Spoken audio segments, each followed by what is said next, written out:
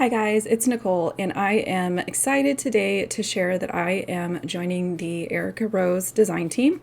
I will have links to anything and everything down in the description box as far as classes, crops, kits, all kinds of things, stamp sets. Today I am sharing a cut file that you guys can see right here on the screen. Today is your day.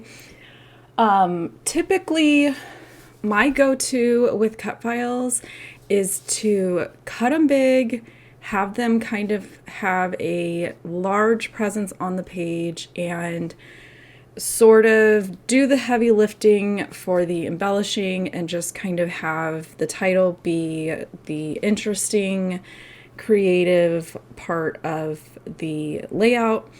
Especially in this instance, you guys should know by now I like doing a lot of photos on a layout. And so for me to only have one photo, I promise I'm not switching up my style or anything like that. I only had one decent photo of my nephew at this birthday party. When I was going through my photos, it seemed like my focus was more on my kids and my sister's kids sort of having cousin time and playing outside. And then by the time we were sort of doing just like his little get together for his birthday, in this instance, he was turning 16. So kind of less exciting birthday photos, I guess I would say. So I just made sure to kind of get one with his dessert of choice. I can't remember what it was this year. I think it was ice cream. My nephew is actually a type 1 diabetic, so he tends to pick out his dessert like well in advance because he needs to kind of figure out where that's going to fall in with his numbers and stuff for the day. So it's always fun to see what he's going to pick. Now, after I've picked my cut file, I know I'm going to do one photo. That's kind of when I start figuring out colors and things like that. Originally, I had pulled out that 6x8 Simple Stories like boy birthday line. It's like Birthday Blast or something. I went through the papers and I wasn't really loving everything. And I was like, you know what? Just go with what you like. And you guys know I like B-sides. So I tend to pull out a lot of like Doodlebug Petite Prints, Bella Boulevard Besties, Simple Stories. I think they call theirs Snap, or used to be Snap. Now it's something else. I don't know. You guys know I don't pay attention to the names of some things. So I just kind of went through and went with like this bright, like orange, green, blue kind of color palette. I did decide that I was going to use some of the die cuts that matched that Simple Stories 6x8 pad. So I kind of wanted to stay in the realm of those colors. And for me, a lot of times picking the papers can kind of be the speed bump in my process. So if I can pick things that I gravitate towards naturally, that's going to speed up the process a little bit. So I didn't push trying to pick like fun A-sides or pick things from a matching collection.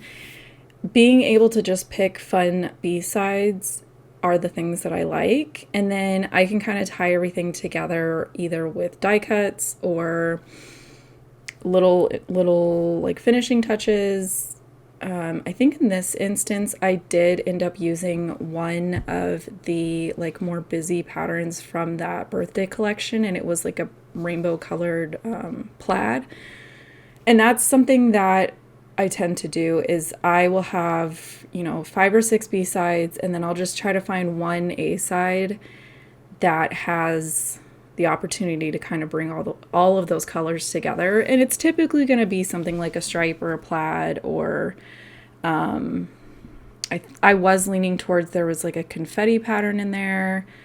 I do kind of recognize that I tend to not pull A-sides. I think I struggle with them a little bit. So this year and kind of this season right now, I am kind of mentally coming up with different things that I can do with A-sides, and I think I'm trying to decide what order I'm going to end up posting my videos. You guys may have already seen it at this time. I did a summer layout that I actually was pretty proud of myself because I did use some pretty busy papers, and I think for me the key to using some A-sides is going to be, like in this instance, you can see I've got a green polka dot as like my bottommost layer. I think using A sides there is going to be like a good way to kind of use those, because it's going to bring in some interest and some color, and it's not like super in my face. So I think I'm going to kind of play around with that for the next couple months and kind of see if I can challenge myself to use more A sides. All that to say, look at all the B sides that I used today. So at this point, I've got my background layers on the cut file. Again, you can see I've got the plaid in the middle, and then I did an orange and a green. I decided I'm going to use a green polka dot from Doodlebug, and then I'm just going to kind of start layering some stuff and have some different colors kind of peeking out here and there. Cutting this from white cardstock, I wasn't really thinking about where it was going to end up on my layout, so I wasn't loving it like with the white on white. I felt like it was kind of hard to see it. So I pulled another color from that plaid paper. In this instance, I just kind of went with like a royal blue, and I feel like this is going to work with like the shirt that he's wearing. Even though I don't really tend to try to match my photos, I think it's kind of like a happy accident when it does happen. But I felt like this was kind of like a step in the right direction, but I still wasn't loving 100% like the overall cut file. So for me, one of the tricks that I like to do is to try to back it with something else. And I thought about trying to pull in another pattern paper, but at this point I was like, maybe a yellow would work. I wasn't 100% sure. But I also didn't want to cover up a lot of this blue because I was really liking the blue. So a go-to for me is to pull in something like vellum. I think hindsight, it would have been fun to pull in. I have a bunch of Bella Boulevard like acetate sheets that I have yet to figure out how to use. I think that could have been a fun use for an acetate, but in this instance I'm gonna go with the vellum. It's gonna mute it a little bit, but it's also gonna have the cut file sort of not get as lost, I guess is what I'm trying to say. I dumped out all of the die cuts for that like birthday blast thing and just kind of sorted through them, and I'm looking at color and I'm looking at like I guess the overall design. I didn't want any of like some of the stuff is like music themed. Some of it I think is more like space or like mechanical with like the gears. Those to me didn't make sense. I just kind of wanted bright and fun. So I pulled things like the little bunting banners, this happy birthday phrase. I felt like the little monster guys that are cupcakes was a good use for this page.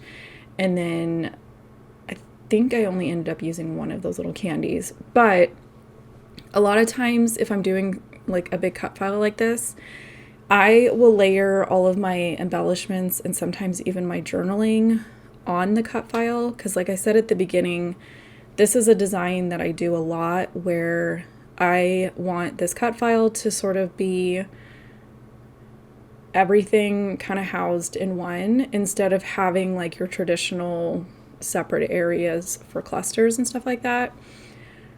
Overall, the stuff that I'm going to put on there is going to kind of travel diagonally from like above the photo on the left and then down towards the right. And that was just kind of something that happened as I went along. And I've said this before in videos, I personally think that I struggle with embellishing. I think because for me, it's not the fun part. For me, the fun part is what other people think is the boring part, which is like getting your photos and your paper like trimmed and figured out where you're going to put all that stuff. To me, that's the fun part. If I don't have like the end result in my mind, trying to figure out where to put embellishments is just, it's not fun for me. So I tend to rely on things that I know I like. So things like layering embellishments tone on tone. So like I'm putting the orange cupcake in the orange letters. I'm going to put some green elements on the green letters. Above the photo, I've got like aqua elements. And then down here on the bottom, I'm going to kind of create a little cluster with some more green icons and stuff. This is just what makes sense to me. I've done like another, I think it was a birthday one with my daughter and her best friend, where it was similar in the sense that it's a big, large title that's kind of doing all of the embellishing work and had a bunch of bright, fun colors. That one, I mixed it up a lot more. This one, I really just kind of stuck with the tone on tone, keeping kind of colors in different zones and just kind of having fun with that. After I had gone through and done all of the die cut pieces, I just kind of kept digging through my stash, and I found these birthday stickers from Simple Stories and decided to go ahead and use those. And again, because I'm doing like tone on tone embellishing, I'm really just looking through those stickers for green, aqua, orange, that kind of thing. And then this is the point where I'm trying to figure out, okay, I want to add something. What do I want to add? So while I kind of think about that, I like to just keep moving through the process of the things that I've already made a decision on. In this case, I had already typed up my journaling for this layout and another one that I'm working on. I only just did the one line of journaling. I just kind of wanted something referring to the fact that it's this kid and this is the age that he was turning for this birthday. I've got other layouts from this event that will go with it. And sometimes I don't feel like a layout needs a ton of journaling. It just kind of needs more like what I would consider like documentation. So normally I like to have like a little something sprinkled around. Sometimes I'll go find like a neutral, so like an enamel dot or the like Pink Fresh Gems, and I'll pick a color that I think could read as a neutral. This one, I just was still kind of wanting to have fun with all of these bright colors and the B-side patterns and stuff like that. And if you have watched me for a while, you know I like little tiny stacked die cut shapes, whether it's hearts or stars. I don't care. I love them. And I keep this little box. I did get myself a little bit confused. I had a bunch of white stacked bases cut, and then I even had some like completed stars, which are the ones that I'm gluing here now. These I had done way back when I did a donut birthday layout for my son using kind of similar colors. So I went ahead and was like, oh, this is perfect. Let me go ahead and use these up. They're already made. And then I quickly realized I need some more. And I thought that the white bases that I'm going to glue down up here were the same die. They weren't, but it's fine. I finally figured out which die it was. I have a set from Mama Elephant that cuts 2, and then I have a set from Lawn Fawn that cuts 3 different sizes. So it just took me a minute to figure out what was what. Turned out I had prepped the Lawn Fawn bases, not the Mama Elephant ones. So I also like to keep, this is going to sound ridiculous, I keep little tiny scraps from like the Doodlebug and Bella Boulevard B-side papers for this instance, because I can still cut little tiny like finishing pieces from them, and it makes me happy. Okay, stitching on things makes me happy. Little tiny die cuts makes me happy. You got to do the things that make you happy, and find ways to enjoy the process. Plus, I personally like the fact that when you make your own embellishments like these, you really can pick your own colors, whereas sometimes when you're using like enamel dots, if you've already used all the little tiny ones and you're stuck with the sizes that you don't like, or sometimes like Doodlebug does a good job of mixing like the sizes in their die cut packs, but even when I use those, sometimes I wish I had smaller ones. So that was kind of when I stumbled upon making my own little like stars or hearts or circles, and being able to pick and choose the colors for each size makes me happy. So I basically just took a couple scraps. These are like what I'm talking about. A lot of this is like wood grain and B-sides that I just can't give up, glitter paper, things like that. So I just grabbed, I think I did like a green, an aqua, and an orange, to go ahead and sprinkle in. And like I said, I don't like the embellishing process, but I really like this part of the embellishing process. This part I feel like is my happy place. I can find all kinds of places to tuck these little pieces, and sometimes I have to tell myself to stop because I could add 100 of these and be happy.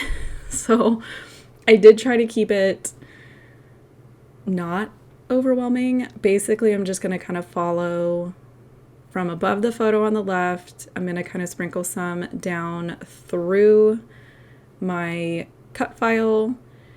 And this is just kind of my method to sort of tie everything together. I like everything to be touching. So like my journaling is touching the cut file. My cut file is touching the photo. The die cuts are all kind of touching each other, that kind of thing. And then I think I just did that extra cluster at the bottom just to kind of bring something down to that white part of the cardstock that I had going. And then normally I like to stamp my date down in the lower right hand corner, but in this instance I covered up that area. So you'll see, I'm pretty sure I didn't cut that out of the video, but I'm going to go ahead and add my date to that label that I used as like a decoration across the word day. I was like, you know what? It's there. It's available. Let's go ahead and put the date in there, and the date will kind of be included in everything else and not like off on its own as well. I feel like I probably should have sped up the process of all of these little tiny hearts, but I don't think I was paying attention during the editing. So if you've made it this far, I'm so sorry. I got excited. So I think I'm almost done. I have a couple over here that I still needed to put the top layer on. And if you end up making these, my personal preference is I do 3 layers of a white cardstock, and then the 4th layer is the like pattern paper or like specialty paper, whatever I'm using. I think this one I actually have a couple like silver metallic, and then a couple that are a yellow glitter, because they were already made and I put them in my little container. And then typically this is the point where I kind of like to go back through everything that I've pulled, see if there's anything I missed, see if there's anything that I feel like I want to add to the layout. If I'm deciding that it's done, that's kind of when I go digging through my date stamp, roller stamp things to try to find the one that has the right set of years. And typically I just try to find an ink color that's going to match and somewhere to put my date, and my layout is completed. So as always, I thank you guys for stopping by. I thank you for going and reading the description box and all of the support, and I will catch you guys in another video.